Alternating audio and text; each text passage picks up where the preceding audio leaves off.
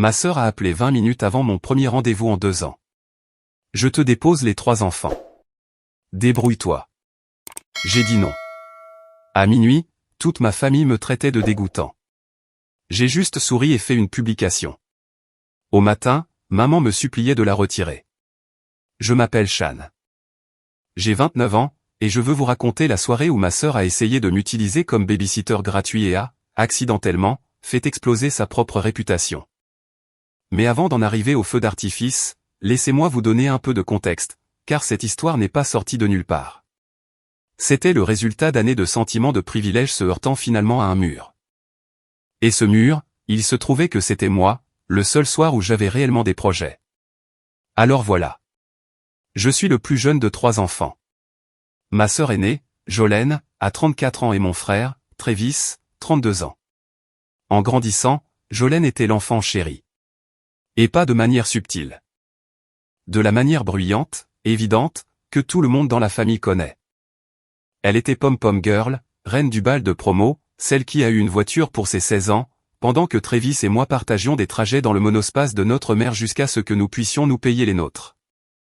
Notre mère, Claire, traitait Jolene comme si elle était en porcelaine, et nous, le reste, étions le papier bulle dans lequel elle était emballée. Ne vous méprenez pas, j'aime ma mère.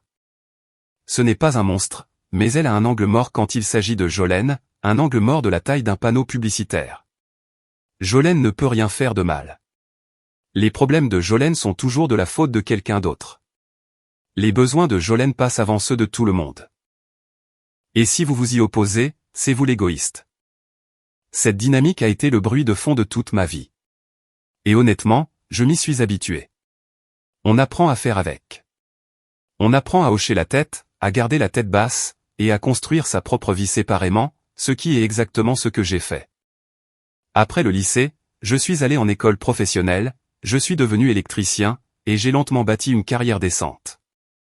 J'ai acheté une petite maison à environ 40 minutes de chez ma mère.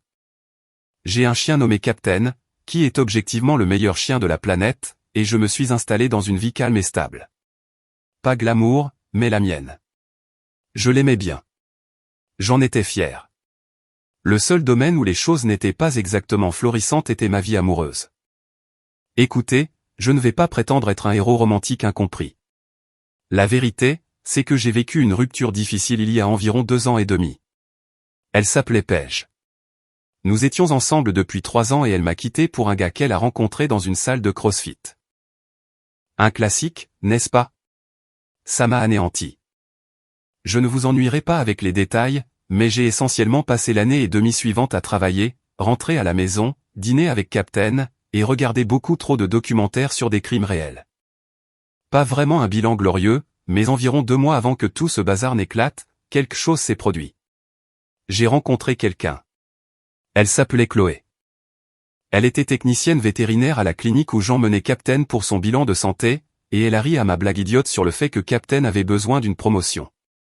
Et je jure que quelque chose s'est passé. Nous avons parlé pendant près de 20 minutes dans le hall d'entrée, pendant que Captain essayait de manger une brochure sur la prévention de la dirofilariose. Et avant que je parte, elle m'a donné son numéro, écrit au dos d'une carte de visite. J'avais l'impression d'avoir à nouveau 17 ans. Nous nous sommes envoyés des SMS pendant des semaines. Des conversations faciles, naturelles.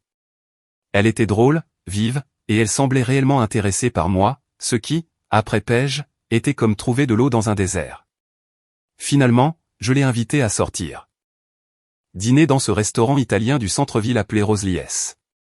Rien de fou, juste un endroit sympa. Elle a dit oui. J'ai fait la réservation pour samedi soir à 19h30. Maintenant, voici où vous devez comprendre quelque chose à propos de Jolene. Elle a 3 enfants. Brody a 7 ans, Leia en a 5, et le bébé, Mason, a 18 mois. Son mari, Derek, est un camionneur long courrier, donc il est souvent absent. Et écoutez, je comprends. Être une mère de 3 enfants avec un mari sur la route, c'est dur. Je ne suis pas sans cœur. J'ai aidé de nombreuses fois. J'ai gardé les enfants en semaine pour qu'elle puisse aller à son club de lecture. J'ai récupéré Brody à l'entraînement de foot. J'ai fait des courses pour elle quand elle était débordée. Je ne suis pas un oncle indigne qui se pointe à Noël avec une carte cadeau et disparaît. J'ai été là. Mais voilà le truc avec Jolene. Aider n'est pas une faveur. C'est une attente. Elle ne demande pas. Elle impose.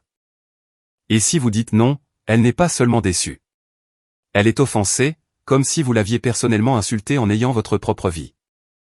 Et puis elle appelle maman, et maman vous appelle, et soudain, vous êtes le méchant dans une histoire dont vous ne saviez même pas qu'elle était en train de s'écrire. Nous sommes donc samedi, le fameux samedi, mon premier rendez-vous en 2 ans. J'ai pris ma douche, taillé ma barbe, mis une chemise sans logo, ce qui pour moi est pratiquement une tenue de soirée. Je suis dans ma salle de bain, devant le miroir, en train de me faire un discours d'encouragement qui rendrait fier un entraîneur de football de lycée. Quelque chose du genre, tu es un adulte.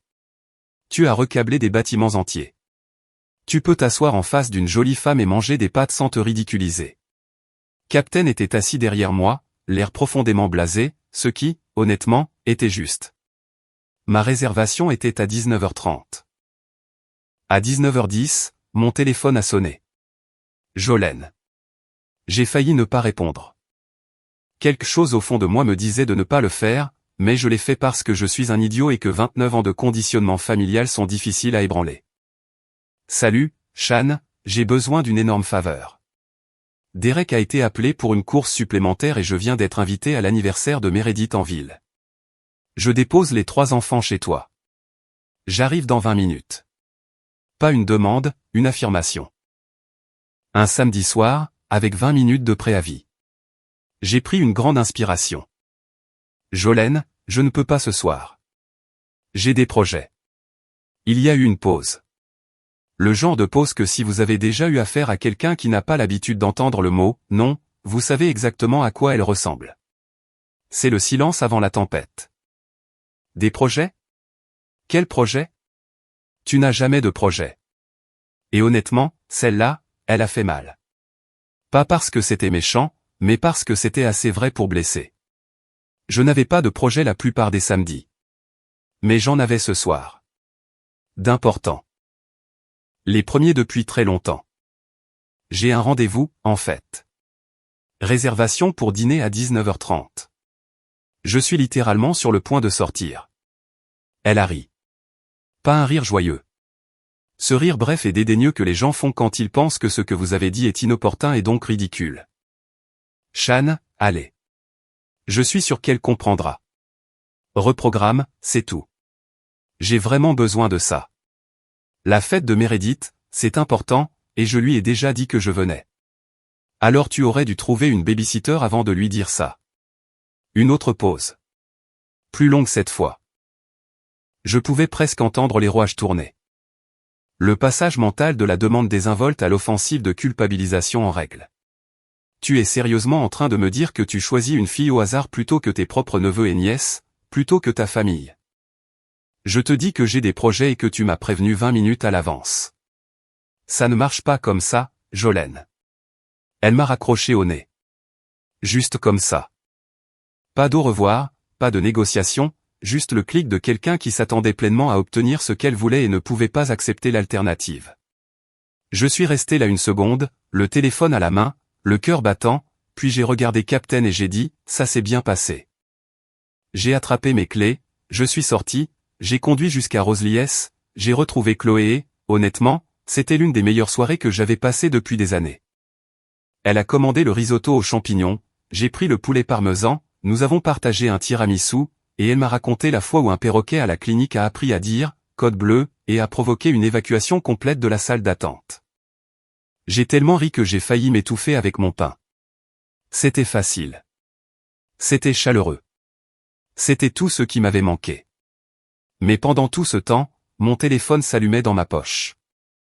Je l'avais mis en silencieux, mais chaque fois que je bougeais sur ma chaise, je pouvais le sentir vibrer. Je n'ai pas regardé. Pas une seule fois. Quoi qu'il se passe sur ce téléphone, ça pouvait attendre. Ce soir était à moi. Ça ne pouvait pas attendre éternellement, cependant. Et quand je l'ai finalement vérifié dans ma voiture après avoir déposé Chloé à son appartement, mon estomac s'est noué.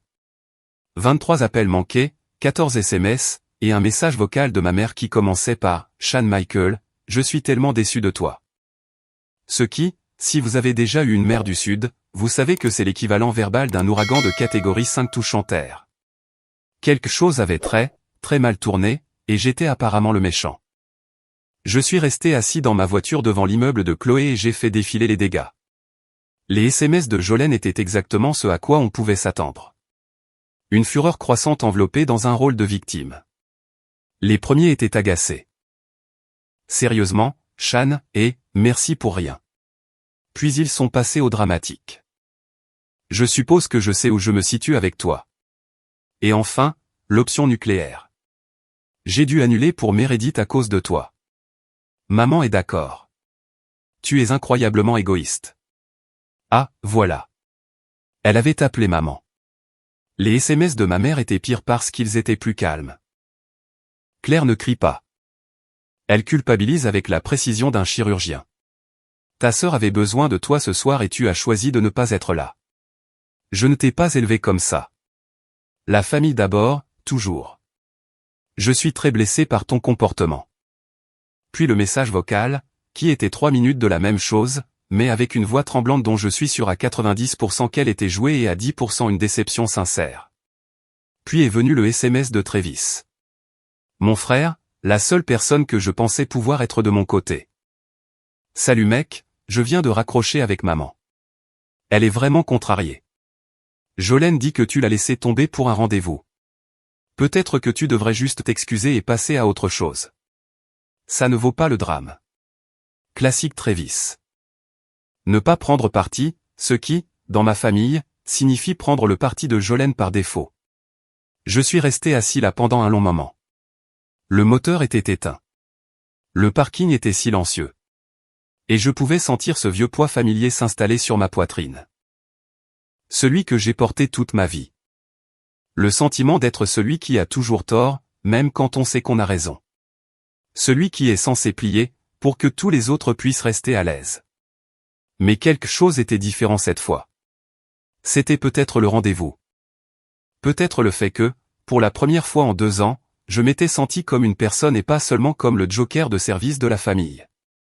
C'était peut-être d'entendre Chloé rire et de réaliser que je méritais d'avoir ça dans ma vie, et que l'incapacité de Jolene à planifier n'avait pas le droit de me le prendre. Quoi que ce fût, je ne me suis pas excusé. J'ai répondu un seul SMS à ma mère. J'avais des projets ce soir. Jolene n'a pas demandé, elle a imposé. J'ai dit non. Ce n'est pas égoïste. C'est une limite. Bonne nuit, maman. Puis j'ai éteint mon téléphone et je suis rentré chez moi. Dimanche matin, je l'ai rallumé. 16 messages de plus. Un groupe de discussion dont j'ignorais même l'existence, ce qui est toujours une découverte amusante, avait apparemment servi de théâtre à un tribunal familial complet. Pendant que je dormais, ma tante Denise, ma cousine Rachel, et même ma grand-mère avaient donné leur avis. Le consensus, selon le groupe de discussion, était que j'étais froid et sans cœur, et que la pauvre Jolene se noyait avec 3 enfants et que je ne pouvais même pas sacrifier une soirée pour l'aider. Personne n'a mentionné que c'était mon premier rendez-vous en 2 ans. Personne n'a mentionné qu'elle m'avait prévenu 20 minutes à l'avance. Personne n'a demandé ma version des faits. Le verdict était tombé avant même que la défense ait pu parler. J'ai appelé Travis. Il a décroché à la 2e sonnerie et a immédiatement pris un ton de négociateur d'otages. Calme-toi, d'accord? Je sais que tu es contrarié. Je ne suis pas contrarié, Travis. Je suis agacé. Elle a appelé toute la famille contre moi parce que j'avais un rendez-vous. Je sais, mais tu sais comment est Jolene. Elle était gênée d'annuler pour son amie et elle s'en est prise à toi. Appelle-la, dis que tu es désolé, et ça passera. Pourquoi devrais-je être désolé? Elle ne m'a pas demandé. Elle m'a dit qu'elle déposait ses enfants. J'avais des projets. Depuis quand je n'ai pas le droit d'avoir des projets? Travis a soupiré. Ce long soupir fatigué qu'il fait quand il ne veut pas gérer quelque chose. Shan, je t'entends, mais est-ce vraiment la bataille que tu veux mener? Arrange les choses, c'est tout. Travis, ce n'est pas une seule bataille. Ce sont 20 ans de bataille. Elle fait ce genre de coup depuis qu'on est gamin, et tout le monde la laisse faire parce que c'est plus facile. J'en ai marre d'être la voix de la moindre résistance. Il s'est tu alors. D'accord, mec. C'est toi qui vois. Ne t'attends juste pas à ce que maman voie les choses de cette façon. Je ne m'y attendais pas.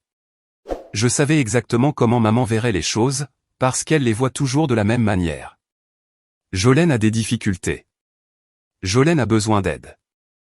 Jolène a 3 enfants, et si vous ne laissez pas tout tomber pour Jolène, c'est vous le problème. C'est comme ça depuis notre adolescence. La vie de Jolène était une série de choix que tout le monde devait subventionner. Et que Dieu vous vienne en aide si vous le faisiez remarquer. Lundi est arrivé et je suis allé travailler. J'ai essayé de me concentrer sur un travail de recablage dans un restaurant du centre-ville, mais mon téléphone n'arrêtait pas de vibrer. Maman a appelé 2 fois. Le premier message vocal était doux et suppliant. Le second avait changé de ton. Shan, ce traitement silencieux est puéril. Tu punis ta sœur pour avoir demandé de l'aide. Ce n'est pas comme ça que je t'ai élevé. Demander de l'aide. C'est comme ça qu'ils appelaient ça. Elle avait littéralement dit, je dépose les 3 enfants. Débrouille-toi. Ce n'est pas demander. C'est un ordre. Ce soir-là, j'étais assis sur mon canapé, Captain étalé sur mes genoux, quand mon téléphone a de nouveau vibré. Cette fois, c'était Jolène. Un long SMS. Et celui-là, je dois l'admettre, m'a touché différemment. Non pas parce qu'il était gentil, mais parce qu'il était si parfaitement manipulateur qu'il a presque fonctionné. Shan, je ne sais pas ce que j'ai fait pour que tu me détestes autant. Je fais de mon mieux avec 3 enfants et un mari absent la moitié du temps. Je pensais pouvoir compter sur mon propre frère. Mais je suppose que je me suis trompé. Maman a pleuré toute la journée à cause de ce que tu lui as dit. J'espère que ton rendez-vous valait la peine de déchirer cette famille. Je l'ai lu 3 fois. La première fois, j'ai ressenti de la culpabilité. La deuxième fois, j'ai ressenti de la colère. La troisième fois, j'ai ressenti quelque chose de tout à fait différent. De la clarté. Parce que ce SMS était un chef-d'œuvre de manipulation. Elle ne s'excusait pas.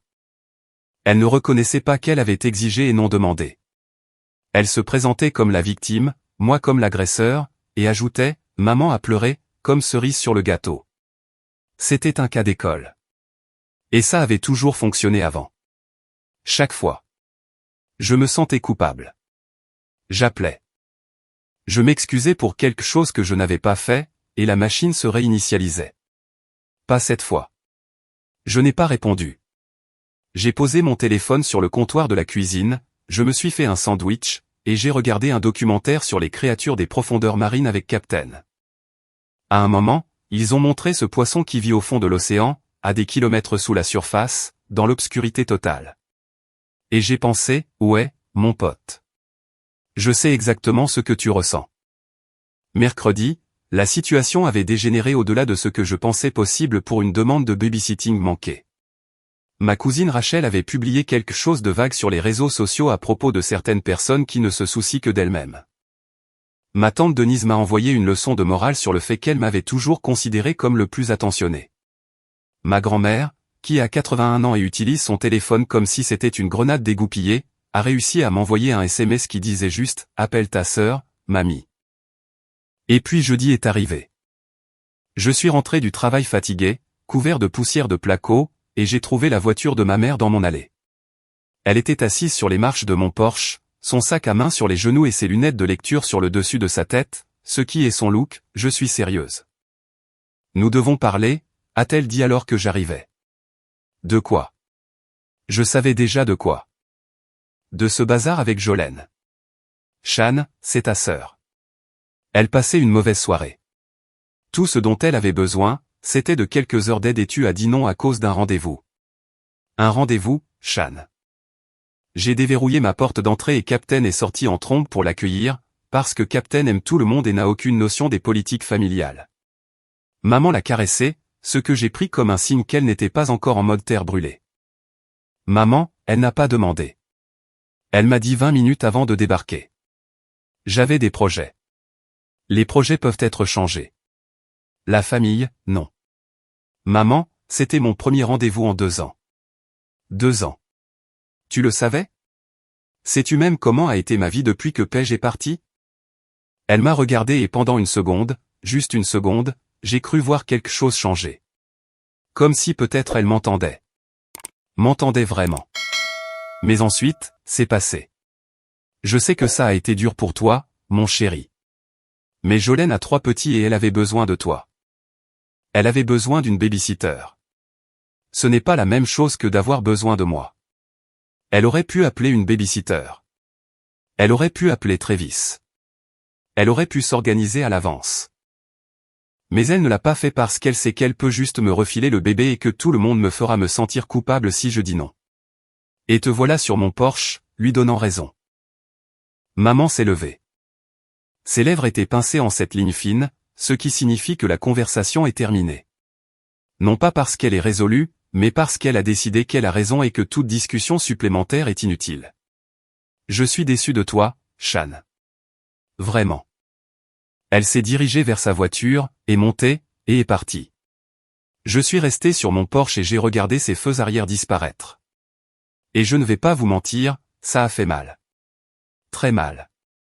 Non pas parce que je pensais avoir tort, mais parce que je savais que j'avais raison. Et ça n'avait pas d'importance.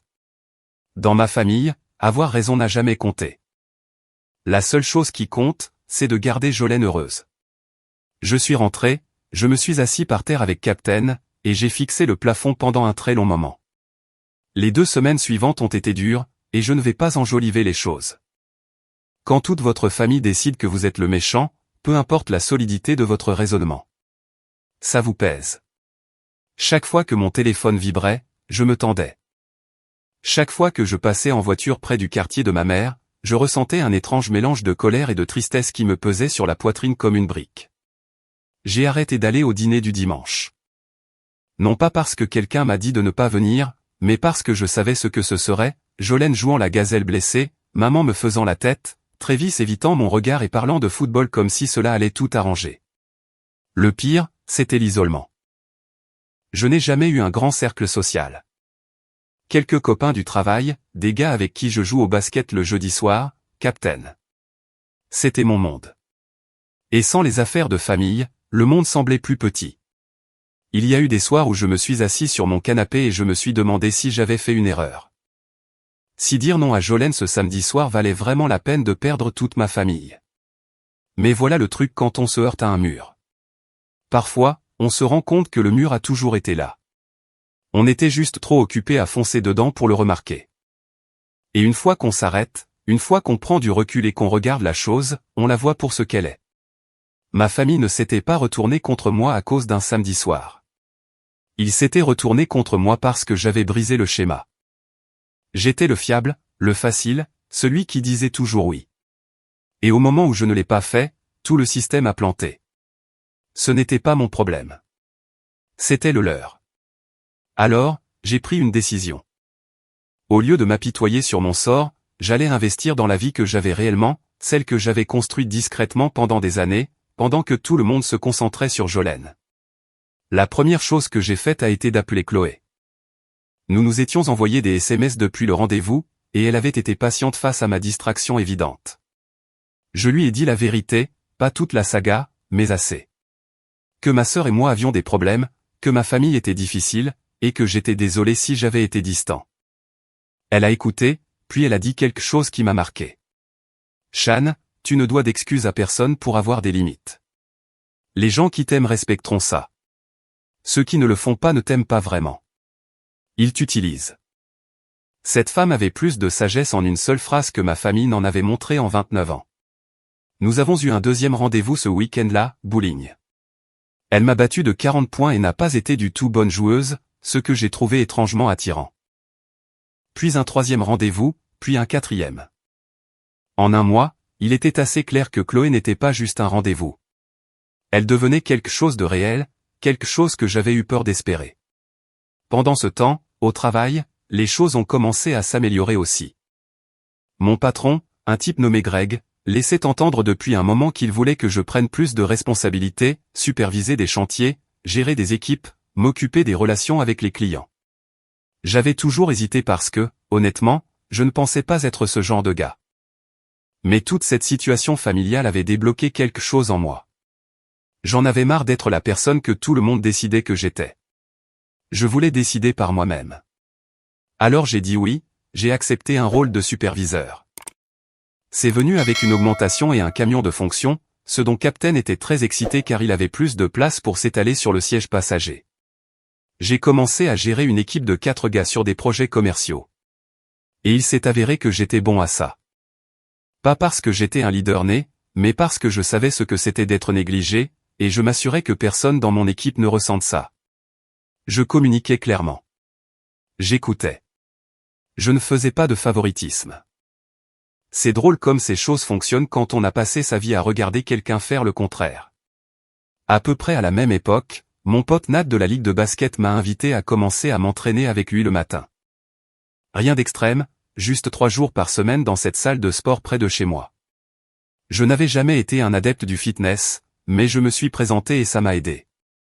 Non seulement physiquement, mais aussi mentalement. Il y a quelque chose dans le fait de soulever des choses lourdes et de les reposer qui rend vos problèmes plus légers. Mauvais jeu de mots, je sais, mais c'est vrai. Alors, me voilà. Nouvelle relation, nouveau rôle au travail, nouvelle routine, nouvelle énergie. Je dormais mieux, je mangeais mieux, je riais plus. Captain avait droit à de plus longues promenades et à des friandises supplémentaires, ce qu'il estimait mériter indépendamment de ma croissance personnelle. Mais j'appréciais néanmoins son soutien. Environ 6 semaines après l'incident du samedi soir, Travis m'a appelé. Il était tard, presque 22 heures un mardi, et j'ai failli ne pas décrocher, mais Travis n'appelle pas tard sauf si quelque chose se passe vraiment. « Salut », dit-il. « Comment vas-tu ? » « Je vais bien, en fait. »« Qu'est-ce qu'il y a ?» Il a fait une pause. « Je voulais juste prendre de tes nouvelles. On n'a pas vraiment parlé depuis que tout est arrivé. »« Ouais, j'ai remarqué. » Une autre pause. « Écoute, je sais que je ne t'ai pas vraiment soutenu et je ne vais pas chercher d'excuses. Je déteste juste les conflits, mec. J'ai toujours détesté ça. C'est plus facile de juste dire à tout le monde de s'excuser et de passer à autre chose. Plus facile pour toi, dis-je. Pas pour moi. Je sais. Je le sais maintenant. Il s'est éclairci la gorge. Pour ce que ça vaut, je pense que tu avais raison à propos de Jolene. À propos de toute l'affaire. Elle fait ce genre de truc depuis des années et on la laisse tous faire parce que c'est moins de tracas. Ce n'est pas juste pour toi. Je n'ai rien dit pendant 1 minute. Pas parce que j'étais en colère, mais parce que je ne m'y attendais vraiment pas. Que Travis soit ouvertement d'accord avec moi était à peu près aussi probable que de voir Captain apprendre à faire mes impôts. Merci, Travis. Ça compte beaucoup pour moi. Ouais, bon, ne deviens pas tout émotif. J'ai appelé pour te dire ça et aussi pour te dire que Jolene est un peu en chute libre. Derek est parti encore plus que d'habitude. Les enfants sont une poignée et elle s'appuie beaucoup sur maman. Genre? Vraiment beaucoup. Maman est là-bas 4 ou 5 jours par semaine maintenant. Ça ressemble à un choix de maman. C'en est un, mais elle est épuisée et elle ne va pas le dire parce que c'est Jolene, mais je le vois. Nous avons parlé un peu plus longtemps. C'était la meilleure conversation que j'avais eue avec mon frère depuis des années, peut-être même de toute ma vie. Il m'a dit qu'il était fier de moi pour avoir tenu bon, même s'il n'avait pas eu le courage de le dire à l'époque. Je lui ai parlé de Chloé et il a dit, « Mec, elle a l'air d'être une perle. Ne gâche pas tout. » Très touchant, très Travis. Après avoir raccroché, je me suis assis sur mon porche avec Captain et j'ai regardé les étoiles. C'était une de ces rares nuits claires où l'on peut réellement les voir, même avec les lumières du quartier. Et j'ai pensé à quel point la vie est étrange. Comment la pire soirée de ma vie de famille avait déclenché la meilleure période de ma vie personnelle.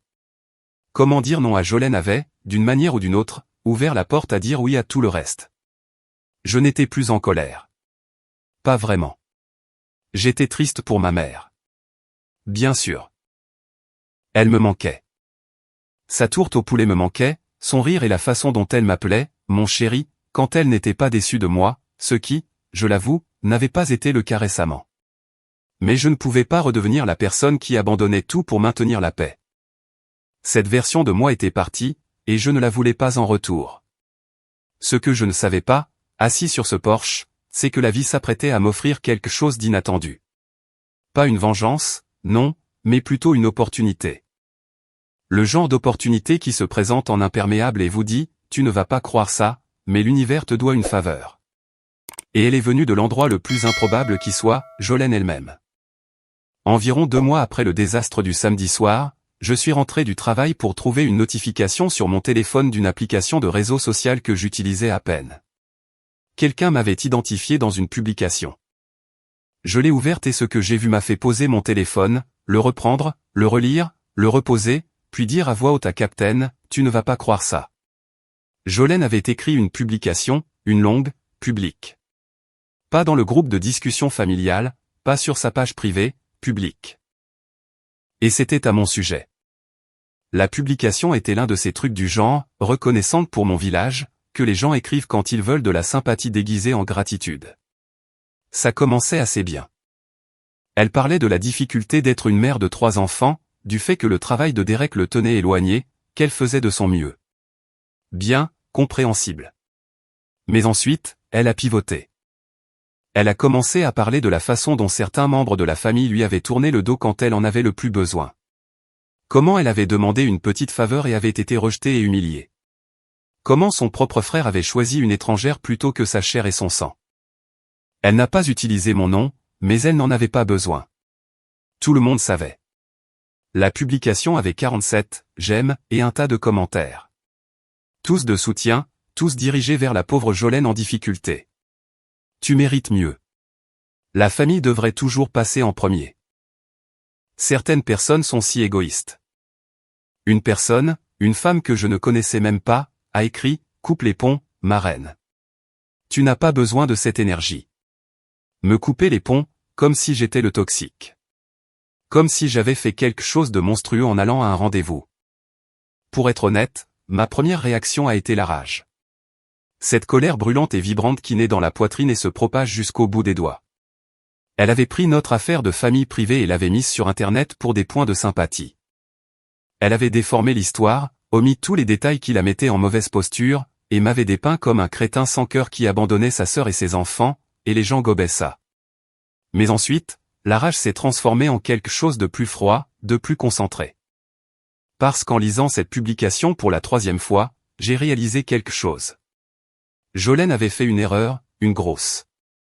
Elle était devenue publique. Elle avait mis sa version des faits à la vue du monde. Et sa version avait des trous de la taille d'une porte de garage. J'ai appelé Travis. Tu l'as vu? Ouais. Ouais, je l'ai vu. Elle a tout omis. Le préavis de 20 minutes, le ton exigeant, le fait qu'elle n'a pas demandé, elle a imposé. Elle a fait croire que j'avais refusé de l'aider alors qu'elle avait une urgence médicale ou quelque chose comme ça. Je sais, c'est du classique Jolene. Elle contrôle le récit. Pas cette fois. Travis est devenu silencieux. À quoi tu penses? Je pense à dire la vérité. Toute la vérité, publiquement. Shan, ça va déclencher une guerre. La guerre a déjà commencé, Travis. Elle a tiré la première. Je vais juste riposter avec des faits réels. Il a pris une longue inspiration. Si tu vas faire ça, fais-le bien. Ne sois pas émotif. Ne sois pas mesquin. Expose juste ce qui s'est réellement passé. Laisse les gens tirer leurs propres conclusions. C'était un bon conseil et je l'ai suivi. Mais je ne l'ai pas fait tout de suite. J'ai attendu, en partie parce que je voulais être stratégique et en partie parce que je voulais m'assurer de ne pas agir sous le coup de la colère. Je me suis donné une semaine entière pour me calmer. Pendant cette semaine, j'ai fait quelque chose que j'aurais probablement dû faire il y a des années. J'ai parcouru mon téléphone et j'ai retrouvé toutes les conversations par SMS que j'avais eues avec Jolene au cours des 3 dernières années. Ce que j'ai trouvé était stupéfiant. Non pas parce qu'un SMS individuel était choquant, mais parce que quand on les voit tous ensemble, le schéma est indéniable. Des dizaines de SMS où Jolene ne demandait pas d'aide, mais l'exigeait. J'ai besoin que tu récupères Brody à 16h. J'amène les enfants samedi. Assure-toi d'avoir des snacks. Peux-tu venir réparer mon broyeur d'évier? Derek est un bon à rien. Jamais de « s'il te plaît ». Rarement de « merci ». Et quand je disais que je ne pouvais pas ou que je suggérais une alternative, la réponse était toujours une variation de culpabilisation. Bien. Je suppose que je vais me débrouiller seul comme toujours. Ça doit être bien de ne pas avoir de responsabilité. Je m'en souviendrai.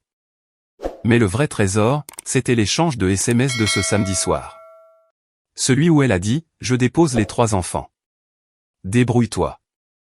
Où j'ai poliment dit que j'avais des projets et où elle s'en est moquée et m'a dit de reporter mon rendez-vous parce que c'était vraiment important pour elle. Où elle m'a raccroché au nez. Tout était là, horodaté et non modifié. J'ai montré les SMS à Chloé ce week-end-là.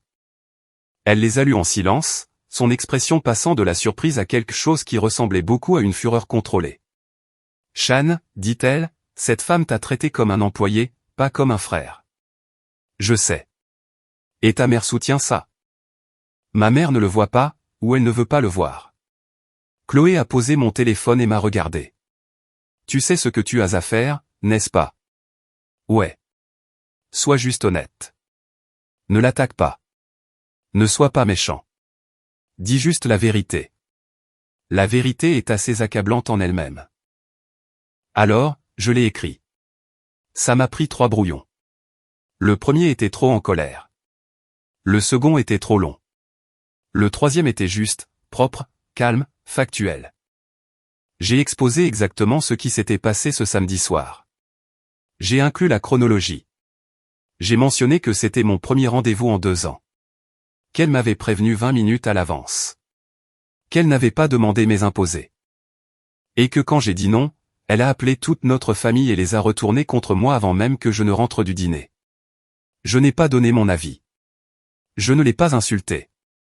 Je n'ai pas attaqué son rôle de parent. J'ai juste raconté la vérité, étape par étape. Et puis j'ai terminé par ceci. J'aime ma sœur. J'aime ma famille. Mais je ne vais pas m'excuser d'avoir ma propre vie.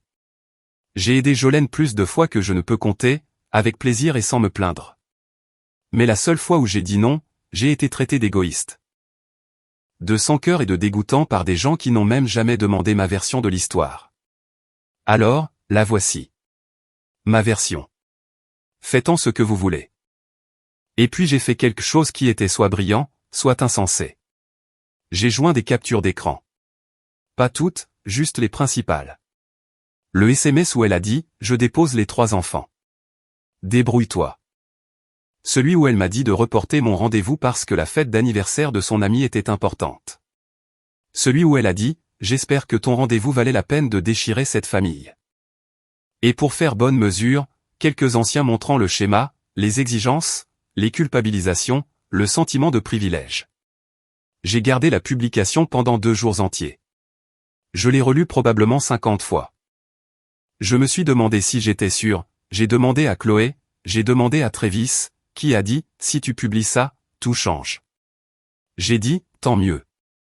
Un jeudi soir, vers 21h, je l'ai publié. En mode public, sans identifier personne. Pas besoin. Tous ceux qui devaient la voir la verraient. Puis j'ai éteint mon téléphone, je me suis fait une tasse de café, je me suis assis sur mon canapé avec Captain, et j'ai attendu que le soleil se lève. Je n'ai pas beaucoup dormi cette nuit-là. Pas parce que j'étais inquiet, mais parce qu'il y a quelque chose de surréaliste à savoir que vous venez de changer toute la dynamique de votre famille avec une seule publication. C'est comme jeter une pierre dans un étang et regarder les ondulations se propager dans toutes les directions. On ne peut pas revenir en arrière. On ne peut pas contrôler où vont les ondulations. Tout ce qu'on peut faire, c'est s'asseoir sur le rivage et regarder. À minuit, je n'ai plus pu résister. J'ai rallumé mon téléphone et ce que j'ai vu m'a fait me redresser si vite sur le canapé que Captain a sursauté et est tombé du coussin. La publication avait explosé. Plus de 200 réactions, des dizaines de commentaires, et le ton n'avait rien à voir avec ce à quoi je m'attendais. Ce n'était pas divisé. Ce n'était pas un partage 50-50e. C'était presque unanimement en ma faveur. Les gens étaient furieux.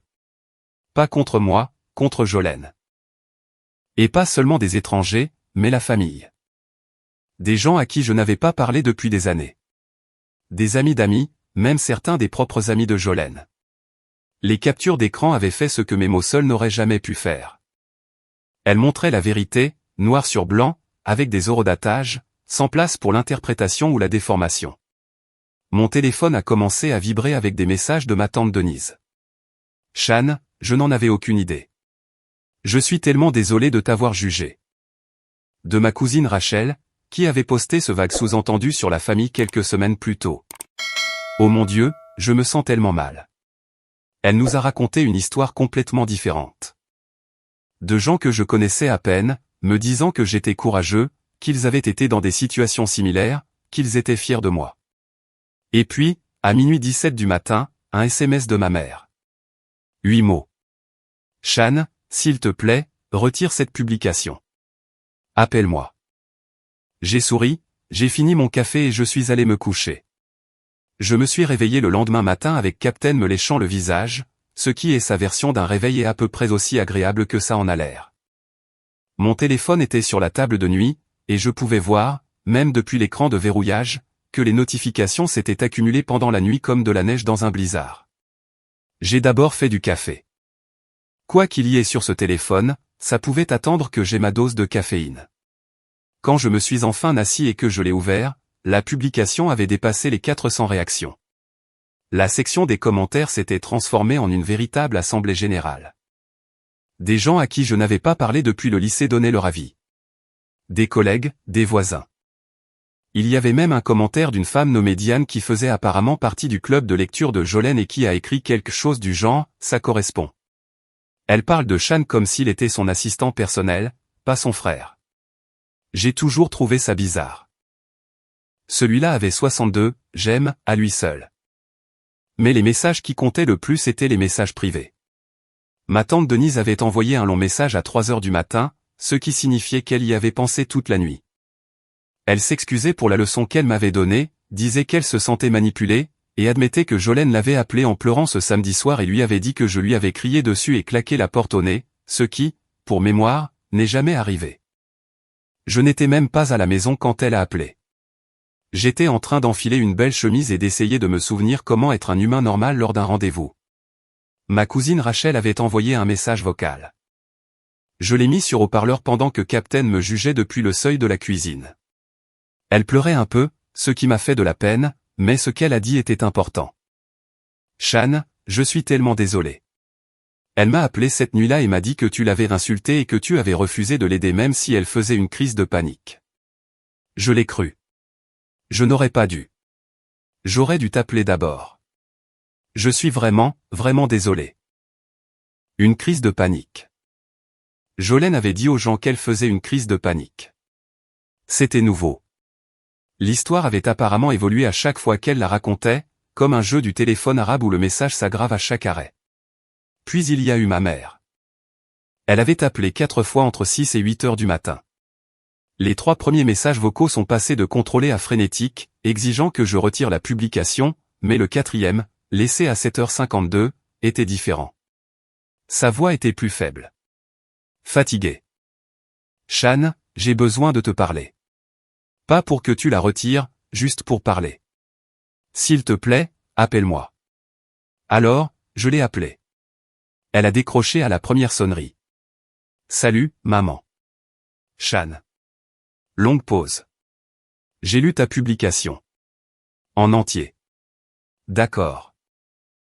J'ai vu les captures d'écran. D'accord. Une autre pause. Je pouvais l'entendre respirer. Quand elle a de nouveau parlé, sa voix s'est brisée. Et cette fois, je ne pensais pas que c'était joué. A-t-elle vraiment dit ça? Débrouille-toi. Oui, maman.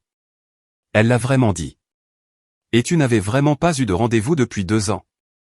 2 ans et 3 mois, en fait. Mais qui compte? Elle a fait un bruit qui se situait entre un rire et un sanglot. Je ne savais pas. Je ne savais pas que ça faisait si longtemps. Tu ne me l'as jamais dit. Tu n'as jamais demandé. Celle-là a fait mouche. Je pouvais l'entendre dans le silence. Pas le silence de colère de quelqu'un qui pense avoir raison. Le silence lourd de quelqu'un qui vient de réaliser qu'il pourrait avoir tort. Shan, je te dois des excuses. Pas seulement pour cette nuit, pour beaucoup de choses. J'ai été tellement concentré sur l'aide à Jolene que j'ai oublié de faire attention à toi. Ce n'est pas bien. Ça n'a jamais été bien. Je ne mentirai pas, j'ai eu la gorge un peu nouée. Pas de façon dramatique. J'ai juste dû m'éclaircir la gorge et cligner des yeux plusieurs fois en faisant semblant de regarder quelque chose de très intéressant sur le mur. Captain a semblé comprendre car il est venu s'asseoir sur mon pied, ce qui est sa façon de dire « Je suis là pour toi, mais aussi j'aimerais bien mon petit déjeuner. » Merci, maman. Ça compte beaucoup pour moi. J'ai parlé à Jolene ce matin. Comment ça s'est passé? À peu près comme on peut s'y attendre. Elle est contrariée. Elle dit que tu l'as humiliée. J'ai dit la vérité. Si la vérité est humiliante, c'est quelque chose avec quoi elle doit composer. Maman a soupiré. Je sais. Je le sais maintenant, mais c'est ma fille, Shan. Je ne peux pas juste débrancher ça. Personne ne te demande de le débrancher, maman. Je te demande de le brancher pour moi aussi. Celle-là est restée en suspens entre nous pendant un long moment. Quand elle a de nouveau parlé, elle a dit, tu as raison. Viens dîner ce week-end. Juste toi et moi. Pas de Jolene, pas de drame. Je ferai une tourte au poulet. Est-ce que je peux amener quelqu'un? La fille du rendez-vous? Elle s'appelle Chloé. Amène Chloé. J'ai souri. Le premier vrai sourire depuis des semaines dirigé vers quelque chose lié à la famille. D'accord. Samedi. Samedi. Maintenant, voici ce qui s'est passé avec Jolene. Elle ne m'a pas appelé. Ni ce jour-là. Ni le lendemain.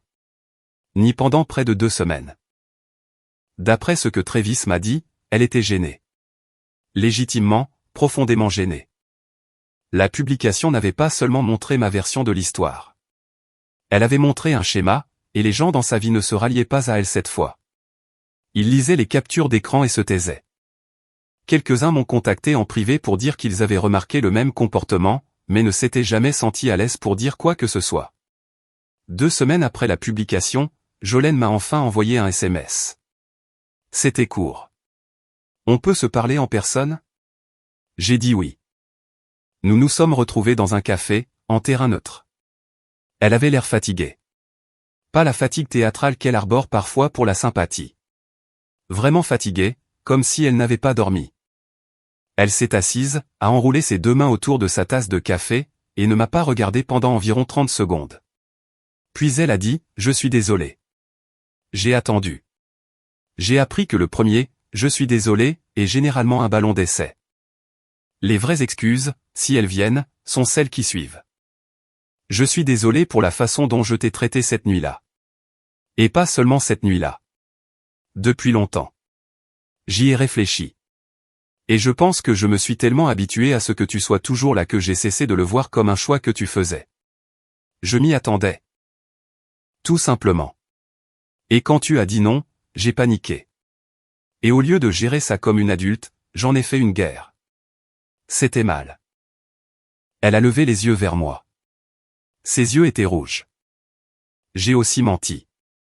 À maman, à Denise, à Rachel. Je leur ai dit que tu m'avais crié dessus. Tu ne l'as pas fait. Je leur ai dit que je faisais une crise de panique. Ce n'était pas le cas. J'étais en colère et gêné et je voulais que les gens soient de mon côté. Alors? J'ai grossi l'histoire. C'était vraiment, vraiment mal. Et je suis désolé. Je suis resté assis là 1 minute, juste à digérer, parce que voilà le truc avec les excuses de gens qui ne s'excusent jamais. C'est désorientant.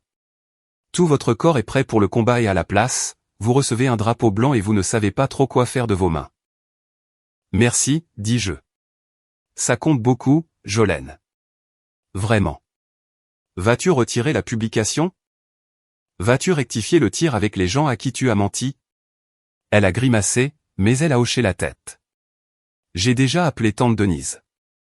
J'appelle Rachel aujourd'hui. Alors, oui, je la retirerai. Et je l'ai fait. Cette nuit-là. La publication avait rempli son objectif. Il ne s'agissait jamais de l'humilier. Il s'agissait d'être entendu. Pour la première fois de ma vie, j'avais été entendu. C'était il y a environ 5 mois. Les choses ne sont pas parfaites. Elles ne le seront jamais. Jolene et moi ne sommes pas les meilleurs amis du monde. Nous ne le serons probablement jamais, mais c'est mieux.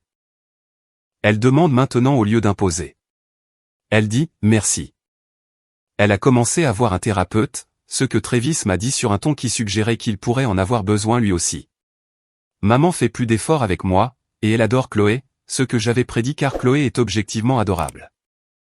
Et aussi, elle a apporté des fleurs à ma mère la première fois qu'elles se sont rencontrées, ce qui est en gros le code de triche pour les mères du Sud. Chloé et moi sommes toujours ensemble, toujours aussi forts.